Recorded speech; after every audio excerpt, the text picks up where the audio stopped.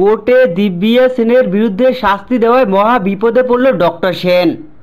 বিস্তারিত সম্পূর্ণ জানতে হলে ভিডিওটি না টেনে দেখতে থাকুন শেষ পর্যন্ত। দিব্যা সেন তো কাকড়ের মাথায় পিস্তল ঠেকিয়ে ডক্টর সেনকে দিয়ে কোর্টে মিথ্যে সাক্ষী দেওয়ার জন্য বাধ্য করতে চেয়েছিল, কিন্তু মেনান্ত দিব্যা সেনের সেই প্ল্যান বানচাল করে দেয়। দেখা যায় নির্ভয়ে কোর্টে আসল সত্যিটা ফাঁস করে ডক্টর সেন। ডক্টর সেন যে দিব্যা সেনের কথাতেই জগদ্ধাত্রীর অপারেশন করেছে, জগদ্ধাত্রীকে মেরে ফেলার জন্য।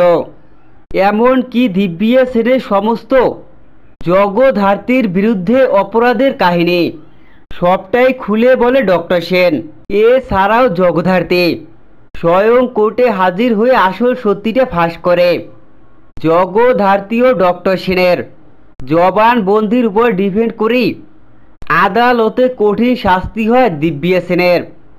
এর জন্যই দেখা যায় ডক্টর সেনকে দিব্যা সেনের কিছু গুন্ডা লোক ছুটে এসে ডক্টর সেনের গলায় ছুরি ধরে। তো বন্ধুরা, দিব্যা সেনের বিরুদ্ধে কোর্টে সাক্ষী দেওয়ায় তো গুন্ডাদের হাতে বিপদে পড়ল ডক্টর সেন।